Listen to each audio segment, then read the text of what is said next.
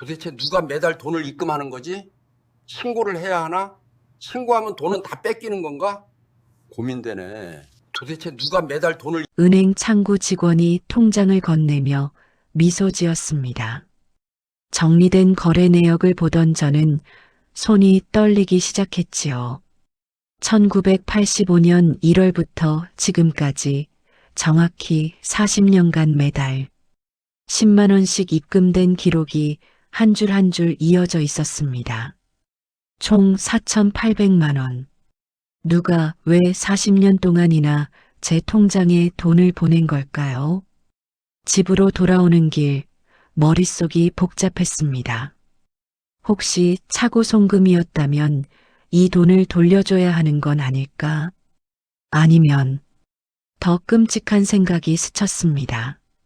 만약 제가 누군가에게 큰 잘못을 저질렀고 그 사람이 저를 잊지 않기 위해, 아니 저를 괴롭히기 위해 이렇게 돈을 보낸 건 아닐까요? 그날 밤 40년 만에 떠오른 한 사람의 얼굴. 희미하게 기억나는 겨울밤의 차가운 공기. 그리고 제가 평생 잊고 살아온 어떤 사건이 저를 깨웠습니다.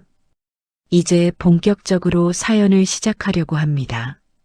시작 전에 구독 버튼과 좋아요 버튼 꾹 눌러주시고요. 지금 어느 지역에서 사연을 듣고 계실까요? 댓글로 어디 계신지 알려주시면 저 또한 기쁜 마음으로 인사드리겠습니다. 그럼 시작하겠습니다. 저는 박철수, 올해 72입니다. 5년 전 중견 건설회사 격리부에서 정년 퇴직한 후 지금은 아내와 함께 조용히 지내고 있지요. 아들 내외와 손주 둘이 같은 아파트 단지에 살고 있어서 가끔 손주들 얼굴 보는 게 요즘 제 일상의 전부라고 할 수 있습니다. 매일 아침 6시면 어김없이 눈이 떠집니다. 알람도 필요 없이 몸이 시간을 기억하고 있는 것 같더군요. 침대에서 일어나 가볍게 몸을 푼 후 가까운 공원을 한 바퀴 도는 게 하루의 시작입니다. 공원길을 걸으며 아침 공기를 마시다 보면 어제와 똑같은 오늘이 시작되는구나 하는 생각이 들곤 합니다. 아내는 그 시간에 부엌에서 아침 준비를 하고 있겠지요. 돌아오면 밥상이 차려져 있고 둘이 마주 앉아 말없이 식사를 합니다. 뉴스 소리만 조용히 흐르는 아침 식탁은 어쩐지 쓸쓸하게 느껴질 때가 많습니다. 식사 후에는 신문을 펼쳐듭니다. 정치면 경제면을 훑어보지만 머릿속에 잘 들어오지 않습니다. 그냥 습관처럼 신문을 보는 것뿐이지요. TV를 켜면 아침 드라마가 나오고 그걸 보다 보면 어느새 점심시간이 다가옵니다.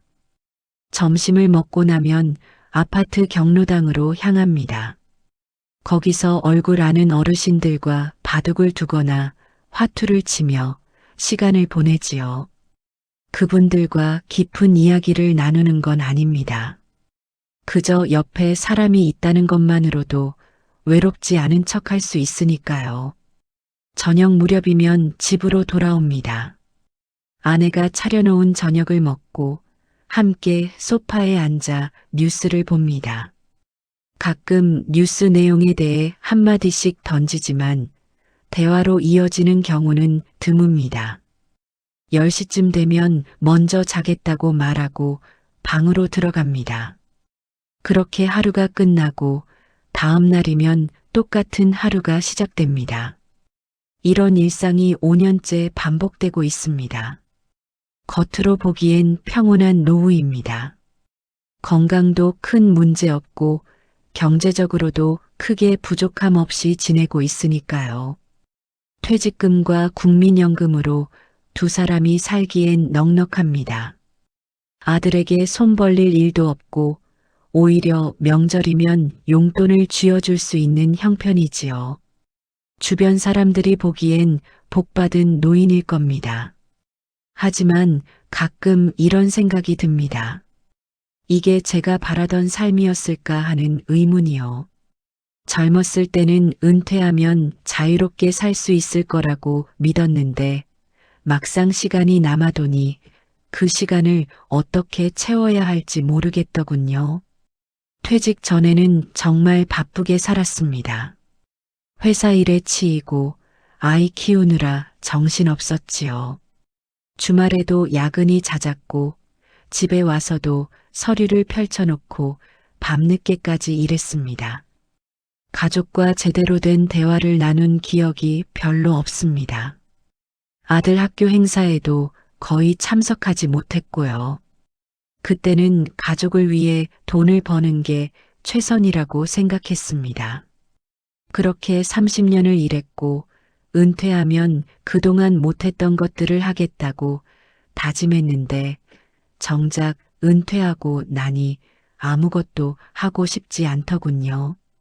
여행을 가자고 해도 아내는 피곤하다고 하고 취미를 찾아보려 해도 마음이 내키지 않습니다. 아내와의 관계도 어딘가 어색합니다. 40년을 함께 살았지만 정작 서로에 대해 아는 게 별로 없는 것 같습니다. 아내가 무슨 생각을 하는지, 무엇을 좋아하는지 잘 모릅니다. 아침에 밥 먹으라는 말과 저녁에 먼저 잘하는 인사가 하루의 대화 전부인 날이 많습니다. 가끔 TV를 보다가 의견이 다르면 말다툼을 하기도 하지만 그것도 금방 시들해지지요. 서로에게 관심이 없는 건 아닐 겁니다. 다만 어떻게 마음을 표현해야 할지 모를 뿐입니다. 너무 오랫동안 감정을 숨기고 살아온 탓일까요? 아내는 아내 나름의 생활이 있습니다. 성당 봉사활동도 하고 친구들과 등산도 다니면서 바쁘게 지내지요. 일주일에 사흘은 집을 비웁니다. 집에 혼자 있으면 더 쓸쓸하지만 그렇다고 아내를 따라다닐 수도 없는 노릇입니다. 저는 사람들과 어울리는 게 불편하고 새로운 사람을 만나는 것도 부담스럽습니다. 그래서 그냥 집에서 혼자 시간을 보내는 게 편합니다. 아들은 중견기업 과장으로 일하고 있습니다. 반듯하게 자라준 게 정말 감사하지요.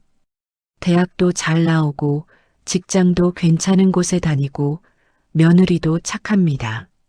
손주들도 건강하게 잘 자라고 있고요. 부모로서 바랄 게 더 있겠습니까? 다만 요즘 아들과도 대화가 줄었습니다. 한 달에 한두 번 만나지만 만나면 건강은 괜찮으시냐는 안부만 묻고 금방 헤어집니다. 아들의 직장 생활이 어떤지, 무슨 고민이 있는지 물어볼 엄두가 나지 않습니다. 아마 제가 먼저 마음을 열지 않아서겠지요.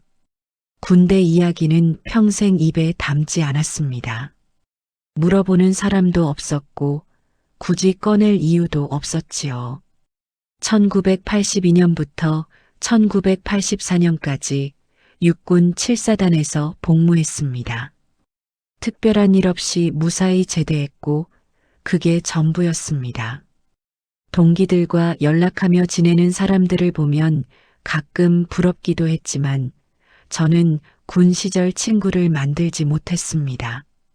원래 사람 사귀는 걸 좋아하지 않는 성격이기도 했고요. 그렇게 살아왔습니다. 크게 튀지 않게 조용히 살아온 인생이었지요. 그런데 지난주 은행에 갔다가 모든 게 흔들리기 시작했습니다.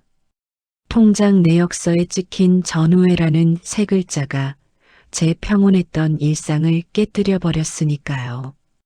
집에 돌아온 저는 한참 동안 멍하니 앉아 있었습니다. 손에 쥔 통장 내역서를 들여다보고 또 들여다봤지요.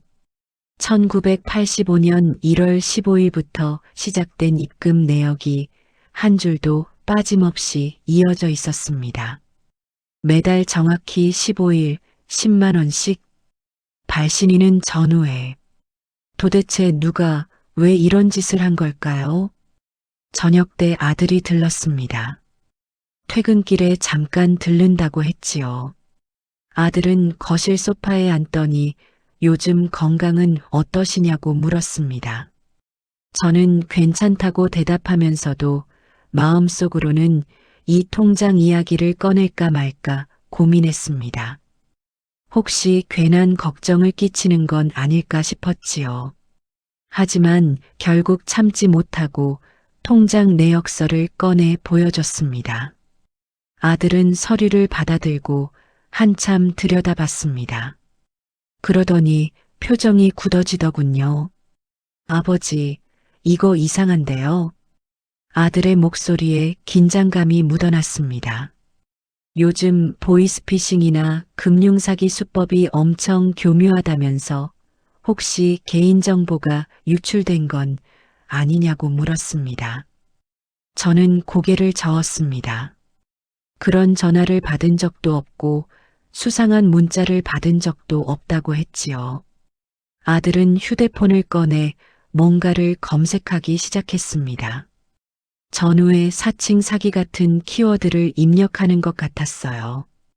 한참을 검색하더니 비슷한 사례가 꽤 있다면서 걱정스러운 표정을 지었습니다. 노인들을 상대로 전후회나 동창의 명목으로 돈을 빼돌리는 수법이 있다고 했습니다. 그러면서 내일 당장 은행에 가서 송금 정지 신청을 하고 경찰서에도 신고를 해야 한다고 말했습니다. 저는 당황스러웠습니다. 사기라니요. 하지만 40년 동안이나 매달 돈을 보낸 사기꾼이 있을까요? 게다가 제 통장에서 돈이 빠져나간 게 아니라 들어온 건데 이게 무슨 사기란 말입니까? 아들에게 그렇게 말했지만 아들은 더 심각한 표정을 지었습니다. 요즘 사기 수법은 먼저 소액을 입금해서 신뢰를 쌓은 다음 나중에 큰 돈을 요구한다면서 조심해야 한다고 했습니다. 아들이 돌아간 후 저는 잠을 이룰 수가 없었습니다. 침대에 누워 천장을 바라보며 온갖 생각이 머릿속을 맴돌았습니다. 정말 사기일까요? 아니면 차고 송금일까요? 혹시 정말로 저를 아는 누군가가 보낸 걸까요?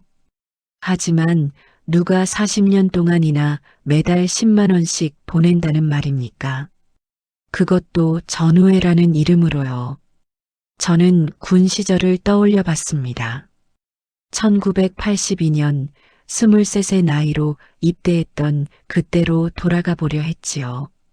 하지만 기억이 잘 나지 않았습니다.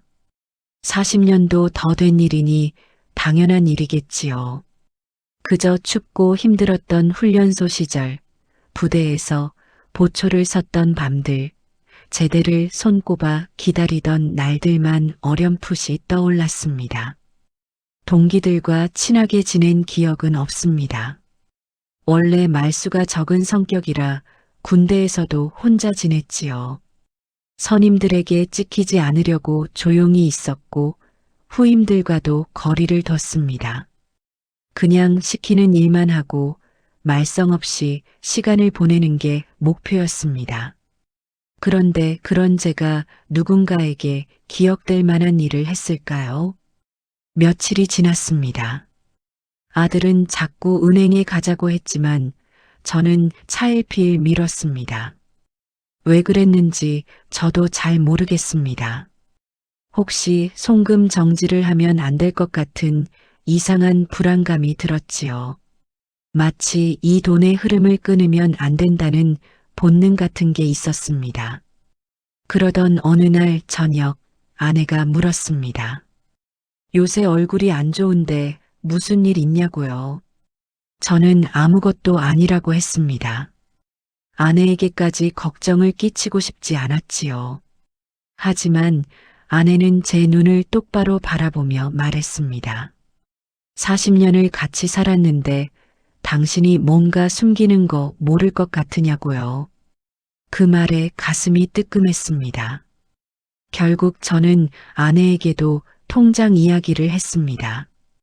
아내는 한참 생각하더니 혹시 옛날에 도와준 사람이 있는 거 아니냐고 물었습니다.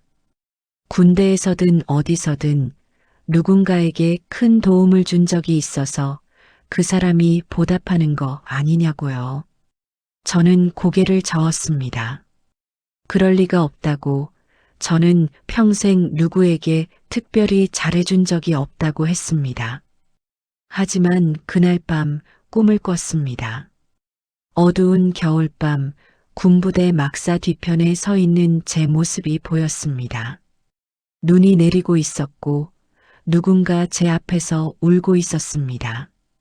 그 사람의 얼굴은 보이지 않았지만 목소리가 들렸습니다. 선임님, 저 어떻게 하면 좋을까요? 떨리는 목소리였지요. 저는 그 사람의 어깨를 잡고 뭔가 말하고 있었습니다. 하지만 무슨 말을 했는지는 들리지 않았습니다. 꿈에서 깬 저는 식은땀을 흘리고 있었습니다. 심장이 빠르게 뛰었고 숨이 가빴습니다. 이게 무슨 꿈일까요? 단순한 꿈일까요? 아니면 잊고 있던 기억이 떠오르는 걸까요? 저는 알 수가 없었습니다. 다만 한 가지는 확실했습니다. 이 통장의 비밀을 밝혀내야 한다는 것, 그리고 그 진실이 무섭다는 것이었습니다. 아들은 며칠 후 다시 찾아왔습니다. 이번에는 노트북을 들고 왔더군요. 거실 테이블에 앉더니 노트북을 펼쳐 보였습니다. 화면에는 은행 거래 내역 분석 자료가 가득했습니다. 아들이 직접 은행에 가서 상세 내역을 뽑아온 모양이었습니다. 저도 모르게 가슴이 철렁 내려앉았습니다. 아들은 손가락으로 화면을 가리키며 설명하기 시작했습니다. 송금 계좌는 실명 계좌가 아니라 가명 계좌라고 했습니다. 전우회라는 단체명으로 개설된 계좌인데 실제로 그런 단체는 등록되어 있지 않다고 했지요. 더 이상한 건 이 계좌가 40년 전에 개설됐다는 점이라고 했습니다. 1984년 말 제가 제대하기 직전에 만들어진 계좌였습니다. 아들의 말을 듣는데 머리가 어지러웠습니다. 누군가 제가 제대하기 전부터 이 일을 계획했다는 뜻인가요? 그렇다면 그 사람은 분명 저를 아는 사람일 겁니다. 군대에서 저를 알았던 사람. 하지만 대체 누구일까요? 저는 군대에서 친한 사람이 없었는데 말입니다. 아들은 계속 말했습니다. 은행 직원에게 확인해 보니 이 계좌는 한 번도 인출된 적이 없다고 했습니다. 오로지 입금만 계속됐다고요. 그리고 입금 방식도 특이하다고 했습니다. 매달 15일 정확히 오전 9시에 자동이체로 입금되는데 송금하는 쪽 계좌는 개인 계좌라고 했습니다. 김영호라는 이름의 계좌라고 했지요. 김영호. 그 이름을 듣는 순간 뭔가 머릿속을 스치고 지나갔습니다. 어디서 들어본 것 같은데 확실하지 않았습니다. 아들에게 그 이름을 아냐고 물어봤지만 아들은 고개를 저었습니다. 인터넷으로 검색해봤지만 너무 흔한 이름이라 특정할 수 없다고 했습니다. 아들은 이제 본격적으로 조사를 해봐야 한다고 말했습니다. 경찰서에 신고를 하거나 아니면 사설 탐정을 고용해서라도 이 사람의 정체를 밝혀내야 한다고 했지요. 저는 손사래를 쳤습니다. 그럴 필요까지는 없다고 그냥 두자고 했습니다. 하지만 아들은 고집을 부렸습니다. 아버지, 이거 정상이 아니에요. 40년 동안 매달 돈을 보낸다는 게 말이 돼요? 분명 뭔가 목적이 있을 거예요. 그날 밤 저는 또 잠을 이루지 못했습니다. 김영호라는 이름이 계속 머릿속을 맴돌았습니다. 어디서 들어봤을까요? 군대에서 만난 사람일까요? 동기일까요? 선임일까요? 아니면 후임일까요? 기억을 더듬어 봤지만 또렷하게 떠오르지 않았습니다. 다음 날 아침, 저는 오래된 상자를 꺼냈습니다. 다락방 구석에 쌓아둔 군대 시절 물건들이 담긴 상자였지요. 먼지를 털어내고 뚜껑을 열었습니다. 낡은 군복, 철모, 군화가 나왔습니다. 그 밑에서 낡은 수첩 한 권을 발견했습니다. 군대 시절 근무표나 일정을 적던 수첩이었습니다. 수첩을 펼쳐봤습니다. 누렇게 바랜 페이지마다 제 젊은 시절의 글씨가 빼곡했습니다.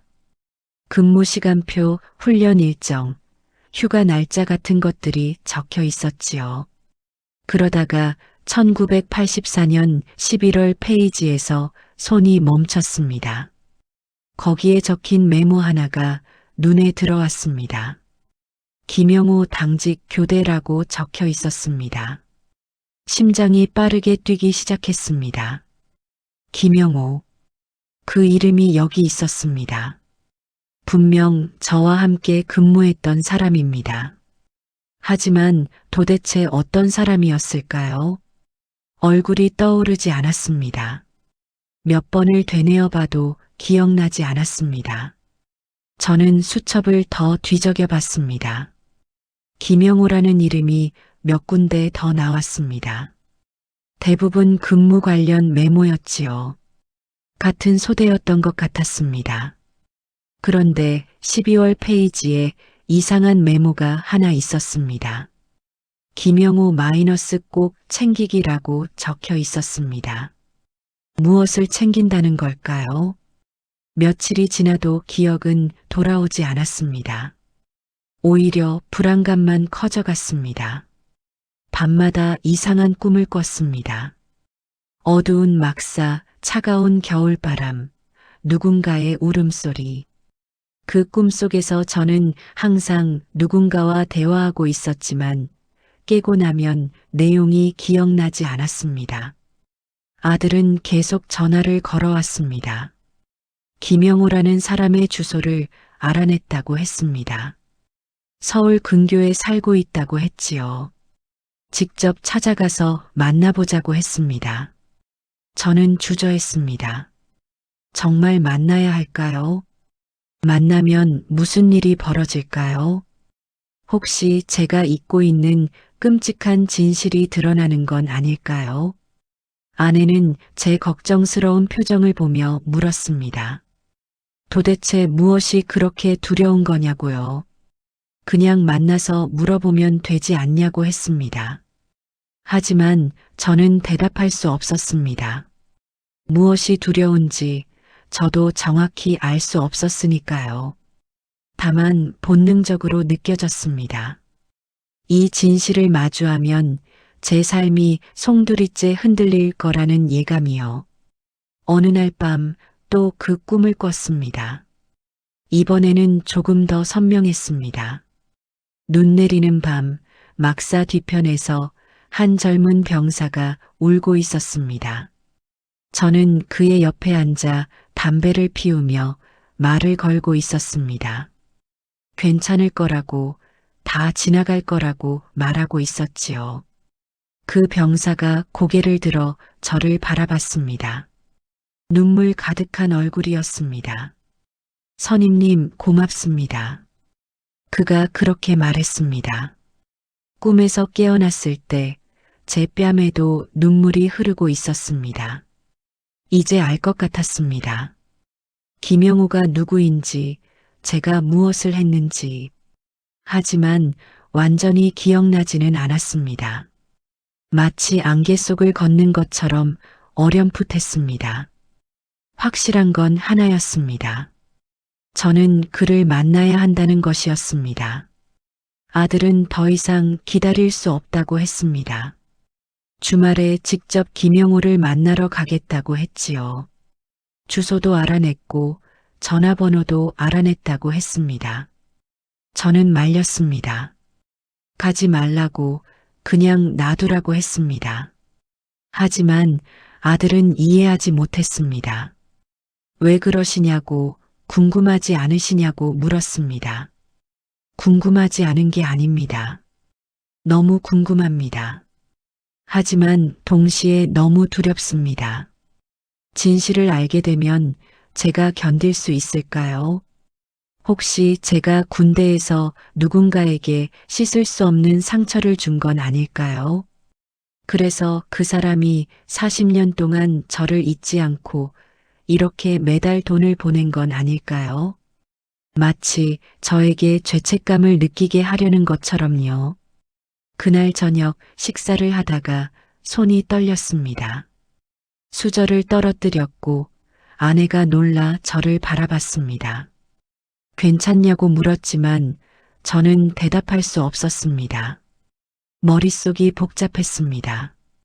김영호라는 이름, 그 눈 내리던 겨울밤, 울고 있던 젊은 병사, 그 모든 기억의 파편들이 뒤섞여 저를 괴롭혔습니다. 밤이 되자 잠을 청할 수가 없었습니다. 침대에 누워 있어도 눈이 말똥말똥했습니다. 시계를 보니 새벽 2시였습니다. 저는 일어나 거실로 나왔습니다. 불을 켜지 않고 어둠 속에 앉아 있었지요. 창밖으로 보이는 아파트 불빛들이 하나둘씩 꺼져가고 있었습니다. 문득 군대 시절 어느 날이 떠올랐습니다. 1984년 겨울이었습니다. 제대를 2달 앞둔 시점이었지요. 그날은 유난히 추운 날이었습니다. 저는 당직 근무를 서고 있었고 밤 11시쯤 되었을 겁니다. 막사 안을 순찰하다가 한 병사가 없다는 걸 알았습니다. 점호 시간도 지났는데 자리에 없었지요. 저는 부대 안을 찾아다녔습니다. 화장실도 가보고 세면장도 가봤습니다. 없었습니다. 그러다가 막사 뒤편에서 그를 발견했습니다. 눈 쌓인 땅바닥에 주저앉아 울고 있었습니다. 한참을 울더니 주머니에서 뭔가를 꺼냈습니다. 깜짝 놀랐습니다. 면도칼이었습니다. 저는 달려가 그의 손을 붙잡았습니다. 면도칼을 빼앗고 그를 일으켜 세웠습니다. 그가 저를 보며 말했습니다. 선임님, 저 못 살겠어요. 집안 사정이 너무 어렵고 아버지가 돌아가셨는데 장례식에도 못 갔어요. 어머니는 혼자 계시고 동생들은 어리고 저는 여기서 이렇게 시간만 보내고 있는데 제가 뭐 하는 건지 모르겠어요. 저는 그의 어깨를 잡고 말했습니다. 지금 포기하면 안 된다고, 조금만 더 버티면 제대할 수 있다고 했습니다. 그때 포기하면 가족들은 더 힘들어질 거라고 했지요. 그와 함께 눈 내리는 밤을 새웠습니다. 막사 뒤편에 앉아 담배를 피우며 새벽까지 이야기를 나눴습니다. 그가 김영호였습니다. 이제야 기억이 났습니다. 21살쯤 됐던 것 같았습니다. 마른 체구에 큰 눈을 가진 병사였지요. 저보다 2기수 아래 후임이었습니다. 평소에는 말이 없고 조용했던 아이였습니다. 그런 아이가 그날 밤 모든 걸 포기하려 했던 겁니다. 기억이 돌아오자 더 많은 장면들이 떠올랐습니다. 그날 이후로 저는 김영호를 자주 챙겼습니다. 밥은 먹었는지, 몸은 괜찮은지 물어봤지요. 가끔 면회 온 가족들이 가져다 준 과자나 라면을 나눠주기도 했습니다. 제대하기 전날 김영호가 저를 찾아왔습니다. 선임님 덕분에 살았다고, 평생 잊지 않겠다고 말했습니다. 저는 그때 대수롭지 않게 생각했습니다. 그냥 당연한 일을 한 것뿐이라고 생각했지요. 그리고 제대하자마자 군대 생활을 완전히 잊어버렸습니다. 김영호도 그날 밤도 모든 게 기억 속에서 지워졌습니다. 하지만 김영호는 잊지 않았던 겁니다. 40년 동안 한 번도 잊지 않았습니다. 매달 10만 원씩 보내며 저를 기억했던 겁니다. 왜 연락하지 않았을까요? 왜 만나지 않았을까요? 왜 이렇게 조용히 숨어서 은혜를 갚으려 했을까요? 다음 날 아침 현관 앞에 소포 하나가 놓여 있었습니다. 택배 기사가 새벽 일찍 놓고 간 모양이었습니다. 발신인을 보니 김영호였습니다. 손이 떨렸습니다. 소포를 들고 안으로 들어와 조심스럽게 열었습니다. 안에는 편지 한 통과 오래된 사진 한 장이 들어 있었습니다. 사진 속에는 젊은 시절에 제가 있었습니다. 군복을 입고 있었고 옆에는 여인 얼굴의 젊은 병사가 서 있었습니다. 김영호였습니다. 사진 뒷면에는 이렇게 적혀 있었습니다. 1984년 12월 저를 살려주신 선임님과 함께 편지를 펼쳤습니다. 김영호의 글씨였습니다. 선임님, 40년 만에 이렇게 연락드립니다. 오랫동안 직접 찾아뵙지 못해 죄송합니다. 선임님께서 저를 기억하실지 모르겠지만 저는 단 하루도 선임님을 잊은 적이 없습니다. 그날 밤 선임님이 아니었다면 저는 이 세상에 없었을 것입니다. 편지는 계속 이어졌습니다. 김영호는 제대 후 열심히 살았다고 했습니다. 어머니를 모시고 동생들을 공부시키고 작은 사업을 시작했다고 했습니다. 사업이 잘 돼서 이제는 직원 10명을 둔 회사를 운영하고 있다고 했지요. 그리고 매달 은혜를 갚고 싶어서 돈을 보냈다고 했습니다. 편지 끝에는 이렇게 적혀 있었습니다. 이제 제 시간이 얼마 남지 않았습니다. 병원에서 6개월이라고 했습니다. 죽기 전에 꼭 선임님을 만나 고맙다고 말씀드리고 싶습니다. 이번 주 토요일 오후 2시 부대 근처 카페에서 뵐 수 있을까요? 편지를 읽고 나니 눈물이 멈추지 않았습니다. 제가 잊고 있던 그 순간이 누군가에게는 인생 전체를 바꾼 순간이었던 겁니다. 토요일 아침 저는 일찍 일어났습니다. 잠을 제대로 자지 못했지만 오히려 정신은 또렷했습니다. 아내에게 오늘 외출한다고 말했습니다. 아내는 조심히 다녀오라고만 했습니다. 더 이상 묻지 않았지요. 아마 제 표정에서 무언가를 느낀 것 같았습니다. 아들에게는 혼자 가겠다고 문자를 보냈습니다. 같이 가겠다고 했던 아들이었지만 이건 제가 혼자 마주해야 할 일이라고 생각했습니다. 아들에게서 답장이 왔습니다. 알겠다고 하지만 무슨 일 있으면 바로 전화하라고 했습니다. 부대 근처 카페까지는 2시간이 걸렸습니다. 버스를 타고 지하철을 갈아타며 그곳으로 향했습니다. 창밖 풍경을 보면서도 머릿속은 온통 김영호 생각뿐이었습니다. 어떤 모습일까요? 편지에서 6개월이라고 했는데 많이 아프신 걸까요? 제가 무슨 말을 해야 할까요? 카페에 도착한 건 오후 1시 반쯤이었습니다. 약속 시간보다 30분 일찍 도착한 셈이지요. 카페 안으로 들어가니 한산했습니다. 구석 자리에 앉아 커피를 주문하고 기다렸습니다. 손이 계속 떨렸습니다. 커피잔을 들어도 물결이 일었습니다. 2시가 되었습니다. 카페 문이 열리고 한 남자가 들어왔습니다. 60대 후반쯤 돼 보이는 남자였습니다. 마른 체구에 모자를 눌러 쓰고 있었지요. 얼굴은 수척했고 걸음걸이도 조심스러웠습니다. 그가 카페 안을 둘러보더니 저와 눈이 마주쳤습니다. 잠시 멈칫하더니 천천히 제게 다가왔습니다. 가까이 오자 얼굴이 보였습니다. 사진 속 그 젊은 병사의 흔적이 남아 있었습니다. 큰 눈, 갸름한 얼굴선.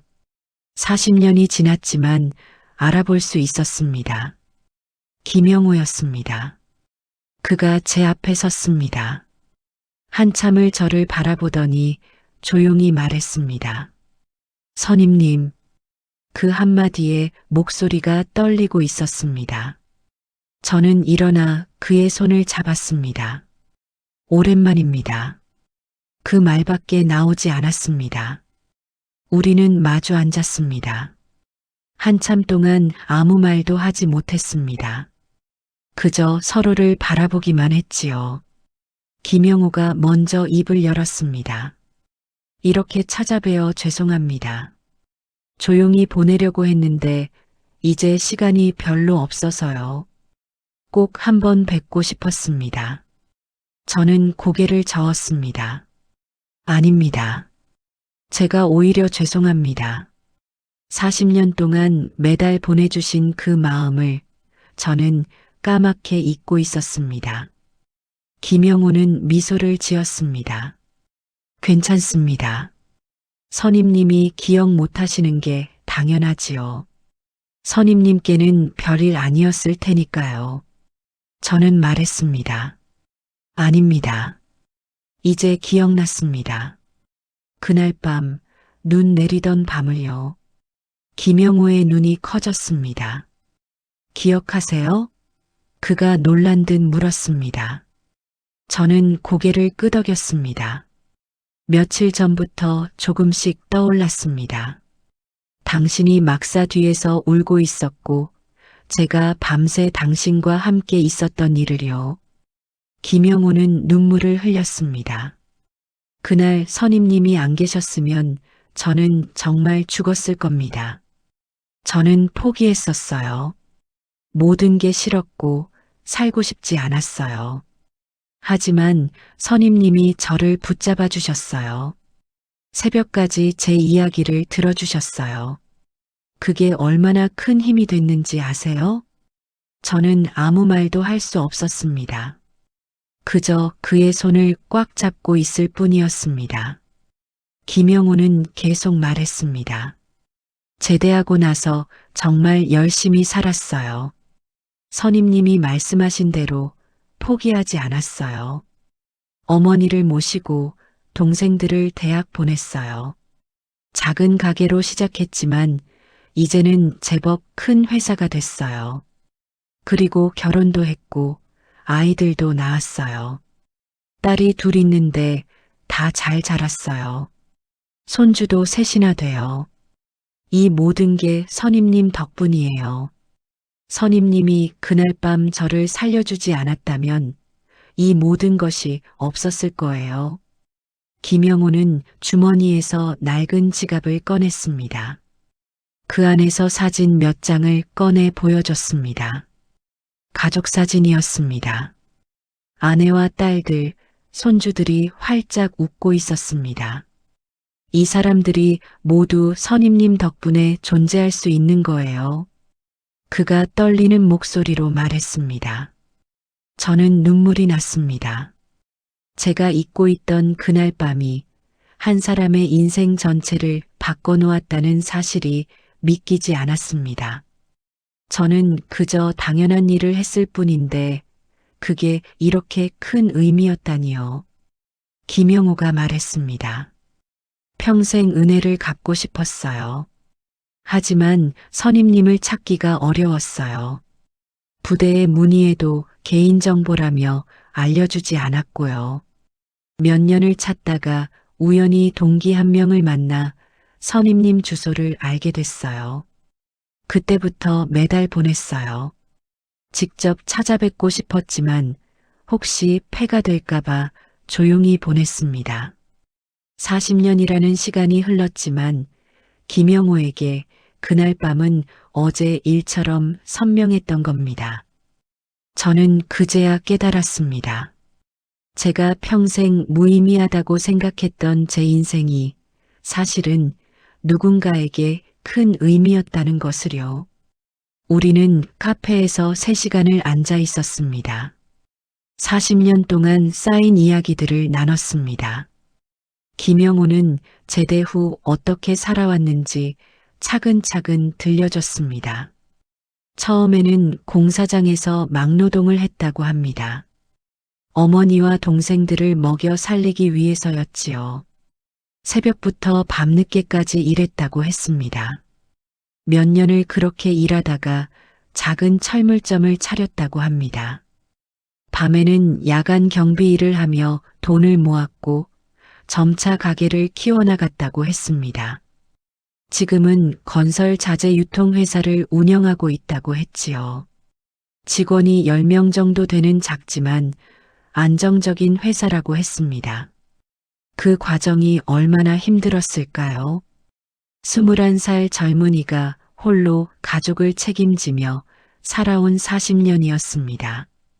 김영호는 담담하게 말했지만 그 속에 얼마나 많은 눈물과 고통이 있었을지 짐작이 갔습니다.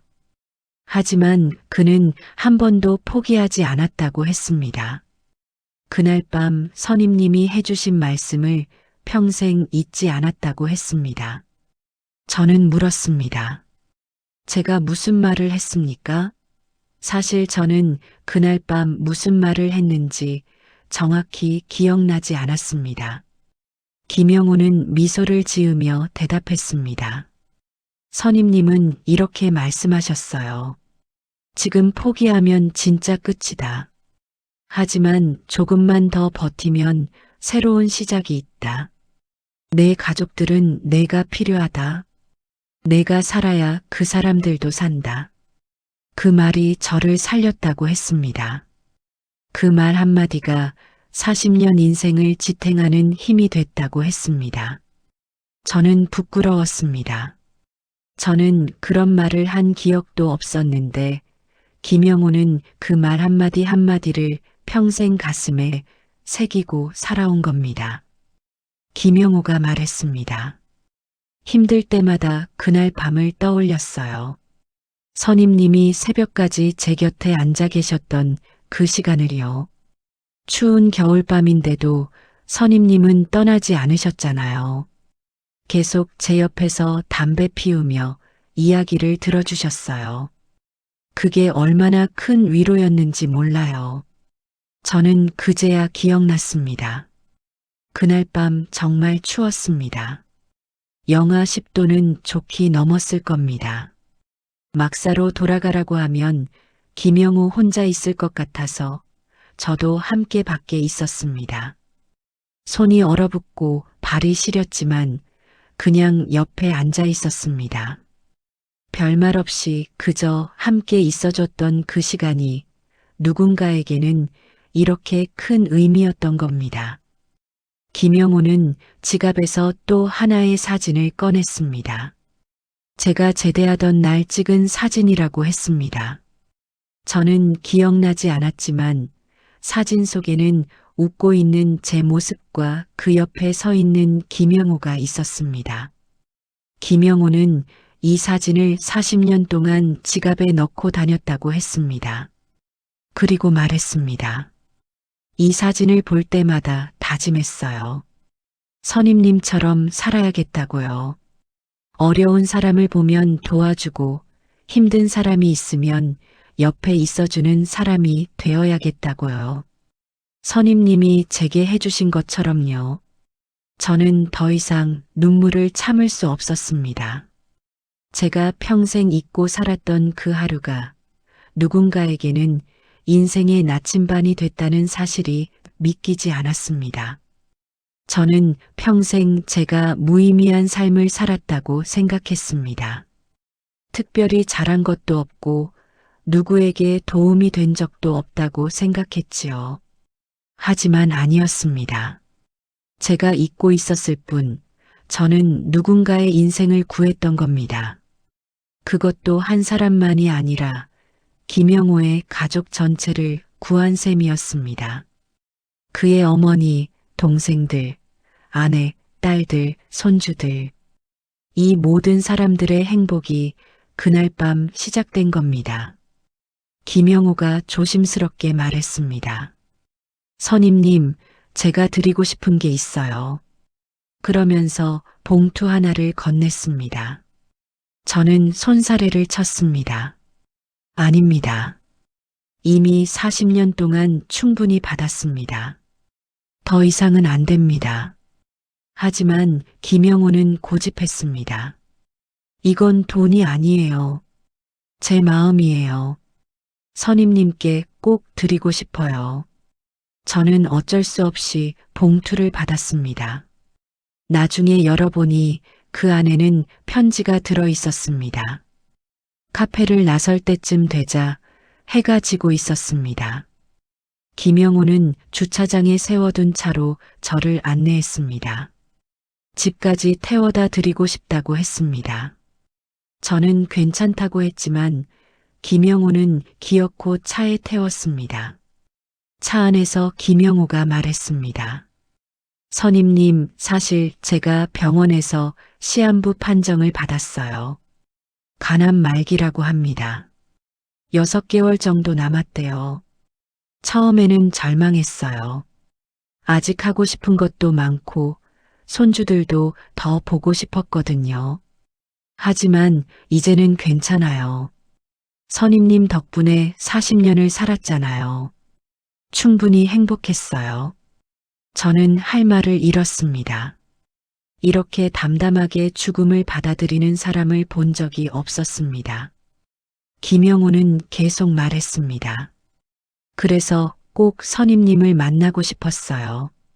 죽기 전에 고맙다고 말씀드리고 싶었어요. 이렇게 만나 뵙게 돼서 정말 기쁩니다. 집 앞에 도착했을 때 저는 김영호의 손을 꽉 잡았습니다. 고맙습니다. 저야말로 고맙습니다.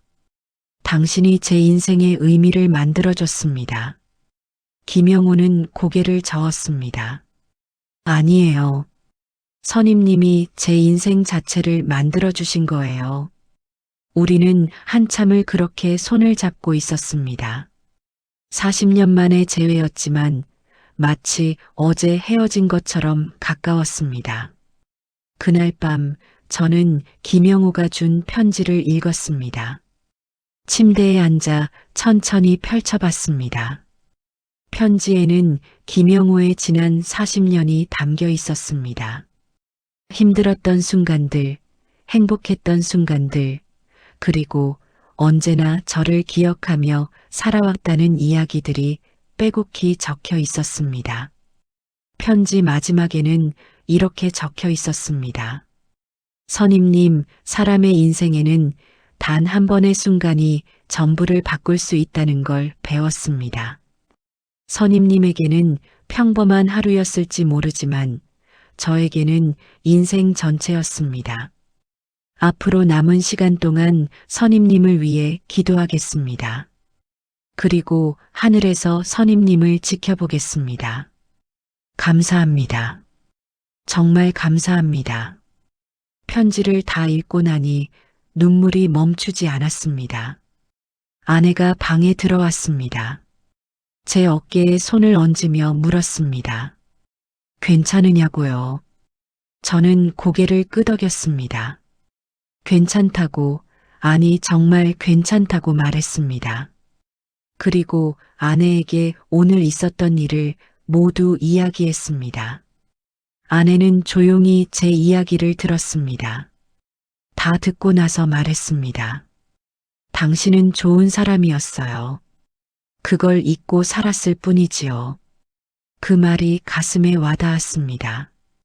저는 평생 제가 별 볼 일 없는 사람이라고 생각했습니다.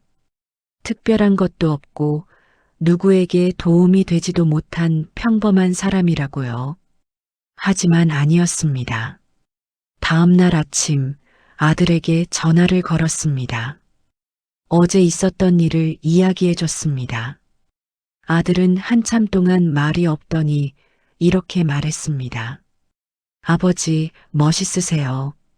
저도 아버지처럼 살고 싶어요. 아들의 그 말 한마디가 제 가슴을 또 한 번 울렸습니다. 일주일 후 김영호에게서 문자가 왔습니다. 다시 만날 수 있겠냐는 내용이었습니다. 저는 바로 전화를 걸었습니다.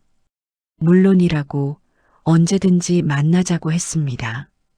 우리는 그날부터 자주 만나기 시작했습니다. 일주일에 한 번씩 만나 커피를 마시며 이야기를 나눴습니다. 김영호는 병원 치료를 받으며 하루하루를 살아가고 있었습니다. 몸은 점점 약해졌지만 얼굴에는 언제나 미소가 있었습니다. 그와 만나 이야기를 나누다 보면 제 삶도 조금씩 달라지는 게 느껴졌습니다. 무의미하다고 생각했던 제 과거가 사실은 의미로 가득했다는 걸 알게 됐습니다. 어느 날 김영호가 말했습니다. 선임님, 제가 부탁 하나만 드려도 될까요? 제가 죽고 나면 제 가족들을 가끔 만나주실 수 있을까요? 그들에게 선임님 이야기를 들려주고 싶어요. 제가 어떻게 살아남았는지, 누구 덕분에 이렇게 행복할 수 있었는지요. 저는 흔쾌히 약속했습니다. 물론이라고 당신 가족은 이제 제 가족이기도 하다고 말했습니다. 김영호는 환하게 웃었습니다. 그 웃음이 참 아름다웠습니다. 죽음을 앞둔 사람의 얼굴이라고는 믿기지 않을 만큼 평화로운 미소였습니다. 석 달 후 김영호는 세상을 떠났습니다. 병원에서 가족들이 지켜보는 가운데 조용히 눈을 감았다고 합니다. 장례식장에 갔을 때 김영호의 아내와 딸들을 만났습니다. 그들은 저를 보자마자 울음을 터뜨렸습니다. 아버지가 평생 이야기하셨던 은인이라며 깊이 절을 했습니다. 저는 그들에게 말했습니다. 제가 은인이 아니라 김영호 씨가 제 은인이라고요. 그분이 제 인생의 의미를 만들어줬다고요. 김영호의 가족들은 고개를 가로저었습니다. 아니라고, 아버지는 평생 선임님 덕분에 살 수 있었다고 했습니다. 장례식이 끝나고 집으로 돌아오는 길, 저는 많은 생각을 했습니다. 인생이란 게 참 묘한 것 같습니다. 제가 잊고 있던 단 하루가 누군가의 40년을 만들었고 그 40년이 다시 제 인생에 의미를 부여했습니다. 우리는 서로를 살리며 살아가는 존재였던 겁니다. 이제 저는 다르게 살기로 했습니다.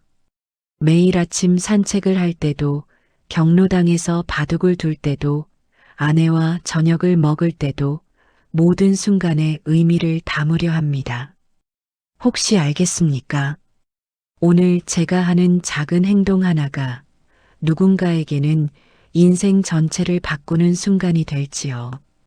아들과도 더 자주 만나기로 했습니다. 손주들과도 더 많은 시간을 보내려 합니다. 아내에게도 고맙다는 말을 더 자주 하려고 노력합니다. 김영호가 제게 가르쳐 준 것처럼 곁에 있어주는 것만으로도 큰 위로가 될 수 있다는 걸 이제는 압니다. 김영호의 장례식에서 받은 조화 한 송이를 집에 가져왔습니다. 그걸 창가에 놓고 매일 봅니다. 그 꽃을 볼 때마다 생각합니다. 제가 살아온 70년이 헛되지 않았다는 것을요. 그리고 앞으로 남은 시간도 의미 있게 살아가겠다고 다짐합니다. 어제 통장을 확인했습니다. 김영호의 마지막 송금이 들어와 있었습니다. 그가 세상을 떠나기 한 달 전에 미리 설정해둔 모양이었습니다. 40년의 마지막 송금이었습니다. 저는 그 돈으로 김영호를 기리는 장학금을 만들기로 했습니다. 어려운 청년들을 돕는 장학금이요. 김영호라면 분명 좋아했을 겁니다. 이제 저는 압니다. 우리가 사는 이유는 거창한 게 아니라는 것을요. 그저 누군가의 곁에 있어주고 힘들 때 손을 잡아주고 포기하지 말라고 말해주는 것. 그것만으로도 충분히 의미 있는 삶이라는 것을요. 김영호가 제게 가르쳐 준 가장 큰 교훈입니다.